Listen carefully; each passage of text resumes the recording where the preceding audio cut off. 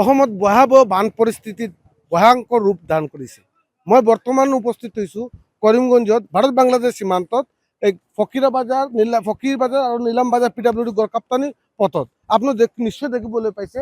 আমাৰ পিছত এনেধৰণে এই ভয়াৱহ বান পৰিস্থিতিৰ ফলত ইয়াত স্থানীয় পথখন মানে গড়কাপ্তানি পথখন বানপানীৰ মাজে কাৰণে ভাঙি পৰিছে আৰু ইয়াৰ ফলত যাতায়াত ব্যৱস্থা ক্ষেত্ৰত বহুত ভয়াৱহ পৰিস্থিতি ধাৰণ কৰিছে। আপুনি দেখিবলৈ পাইছে ইয়াতে বহুখিনি স্থানীয় ৰাজ্যত বসবাস কৰি আছে আৰু আপুনি নিশ্চয় দেখিবলৈ পাইছে এই সড়কখন ভাঙি যোৱাৰ ফলত লংগাই নৈৰ পানী প্ৰৱেশ কৰি আছে আৰু ইয়াৰ ফলত বহু ঘৰ বাৰী পানীত বুৰি আছে।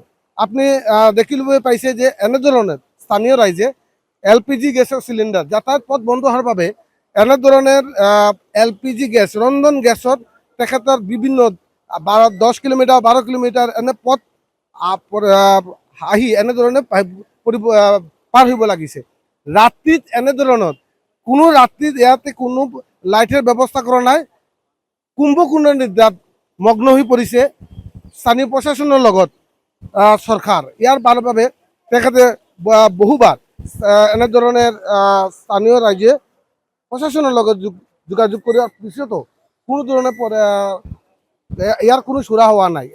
আমাৰ লগত এতিয়া স্থানীয় ৰাইজ উপস্থিত আছে। মই তেখেতক যত্ন কৰিম যে আচলতে এনেধৰণৰ পৰিস্থিতি কি হ'ব লগা হৈছে। এইটো এনেধৰণৰ পৰিস্থিতি আজি নতুন হোৱা নাই। এই পৰিস্থিতিটো 2022 চনৰ পৰা হৈ আছে।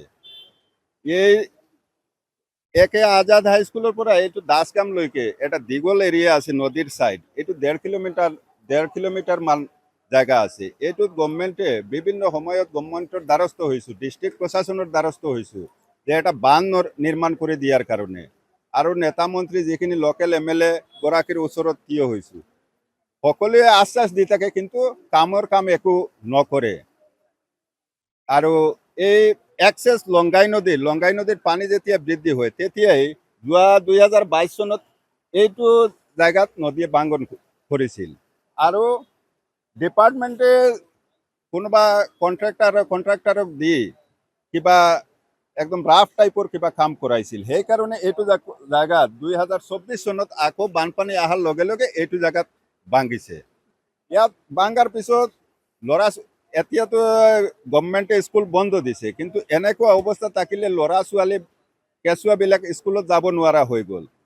এইটো ছাইডত আমি যিটো ছাইডত থিয় হৈ আছোঁ ফকীৰবাজাৰ ছাইডত, এইটো ফকীৰবাজাৰ ছাইড ভাল। এইটো ছাইডত কেইখন কলেজ আছে, জুনিয়ৰ কলেজ আছে, হাই স্কুল আছে, LP স্কুল আছে। আৰু এইটোৰ ৰাইট ছাইডত নীলাম বাজাৰ ছাইড যিটো বা দাসগ্ৰাম ছাইড, সেইটো ছাইডত দুখন হস্পিটেল আছে, লাটু হস্পিটেল, দাসগ্ৰাম হস্পিটেল আৰু LP স্কুল। ইয়াত জাতুৱা স্কুল আছে। ল'ৰা ছোৱালীবিলাক স্কুলত যাব নোৱাৰা হৈ যাব। আৰু যিমান মেটাৰ্নিটি পেচেণ্ট থাকিব, ইয়াততো 200-250 ভিলেজ আছে, গাঁও আছে। সেই গাঁৱৰ মানুহখিনি কৰিমগঞ্জত হস্পিটেলত যাব। মেটাৰ্নিটি পেচেণ্ট, কোনোবা ষ্ট্ৰোক হৈছে, ইমাৰ্জেঞ্চি পেচেণ্ট, এম্বুলেন্স যাব নোৱাৰিব, পেচেণ্ট যাব নোৱাৰিব। মানুহৰ দুৰ্দশাৰ আৰু অন্ত নাই। আপুনি কি ক'ব মানে ইয়াতে এই চিংগাৰ পিছৰ কাৰণে মানে ৰাজ্যত বহু অসুবিধা প্ৰব্লেমৰ আৰু শেষ নাই। মানুহ একদম অপাৰগ হৈ গ'ল। আপুনি দেখিবলৈ পাইছে কৰিমগঞ্জত এনেধৰণৰ ভয়াৱহ বান পৰিস্থিতিৰ ফলত এতিয়ালৈকে প্ৰায় 1.5 লাখৰো অধিক স্থানীয় ৰাইজ এই বানপানীত ভুগিব লগা হৈছে। আপুনি দেখা পাইছে এই ধৰণে এখন বাম্বু ব্ৰিজ বনাই দিছে। চৰকাৰে দিয়া নাই, কোনো প্ৰশাসনে দিয়া নাই। কিছুমান স্থানীয় ৰাইজে এনেধৰণে পথ দি যাতায়াত ব্যৱস্থা চালু ৰখা হৈছে। আপুনি দেখিবলৈ পাইছে এনেধৰণে চিলিণ্ডাৰ, গেছৰ ৰন্ধনৰ চিলিণ্ডাৰ তেখেতে হাতত লৈ পাৰ হ'ব লগা হৈছে।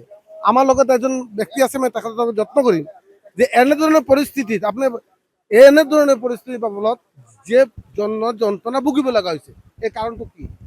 এইটো মই গড়কাপ্তানি বিভাগৰ এইটো কিবা খেলি মেলি কৰি আহিছে। কিন্তু এতিয়া মানে FN ৰোডটো একমাত্ৰ উপায় হৈছে উপায় হৈছে মানে এইটো 50-60 গাঁও আছে, 1.5-2 লাখ মানুহ আছে, অহা যোৱা ডেইলি অহা যোৱা কৰি থাকে। আৰু এইটো ইমান স্কুল কলেজ আছে, এম কে গান্ধী কলেজ, ডুৱেল কলেজ চব এটা কথা হৈছে ইয়াতে আশ্ৰয় শিবিৰ আছে না নাই আছে, আশ্ৰয় শিবিৰ কোনো নাই। স্কুলত এইটো নাই, একেজাৰ হাইস্কুল আশ্ৰয় শিবিৰ এই আছে। যে ৰাস্তাত ছিগি যাওয়াৰ কাৰণে জি।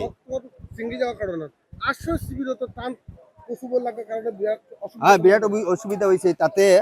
আশ্ৰয় শিবিৰত মাল যাৱাৰ কাৰণে বিৰাট অসুবিধা হৈছে। ওপৰত মানুহে নিজে বহি কিনি পাৰ কৰিব লগা হৈছে। এইখিনি চৰকাৰে দিয়ে না কোনো কৰিছে এইটো মই এৰিয়াৰ লোকেল মানুহ আছে, মই নিজে খৰচ হয় এইবিলাকে মই নিজে কৰি দিছোঁ, মানুহৰ দূৰ দূৰ দেখি কিনি।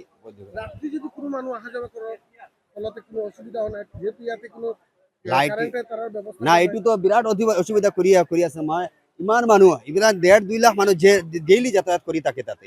ইমান ইমাৰ্জেঞ্চি, এইটো নৰ্থ কৰিমগঞ্জৰ এইটো আগৰ নৰ্থ কৰিমগঞ্জ যিটো আছে এইটো প্ৰাণকেন্দ্ৰ, এইটো FN ৰোড হয়। নীলাম বাজাৰ কৰি যাই কিনি পুৰা 50-60 গাঁও আছে, 1.5-2 লক্ষ মানুহ আছে, ডেইলি অহা যোৱা কৰি থাকে। হয় আপনি দেখিবলৈ পাইছে কৰিমগঞ্জত ভয়াবহ বান পৰিস্থিতিৰ ফলত বিভিন্ন অসুবিধাৰ সন্মুখীন হ'ব লগা হৈছে স্থানীয়, বিশেষকৈ স্থানীয় ৰাইজৰ মাজত। আপুনি দেখিবলৈ পাইছে এই ব্ৰিজৰ ফলতে তেখেতে অহা যাওয়ার বাবে বিভিন্ন রকম অসুবিধার সন্মুখীন হয়েছে। ইয়াতে আশ্রয় শিবির গড়ে তোলা হয়েছে, কিন্তু কথা হয়নি এই আশ্রয় শিবির কেনেকুৱা সামগ্ৰী টান সামগ্ৰী পৌঁছাব দিব পাৰে। ফায়াৰ ব্ৰিগেড যাব নোৱাৰে, এম্বুলেন্স যাব নোৱাৰে, আপুনি মেডিকেলৰ বিভিন্ন অসুবিধা হ'ব লগাইছে। আপুনি দেখিবলৈ পাইছে যে ইয়াতে এনেধৰণে স্থানীয় ভুক্তভোগী স্থানীয় ৰাইজে এই চিলিণ্ডাৰ কিনি ঘৰত যাব লগা হৈছে। এই ব্ৰিজত আপুনি পাৰ হ'বলৈ গ'লে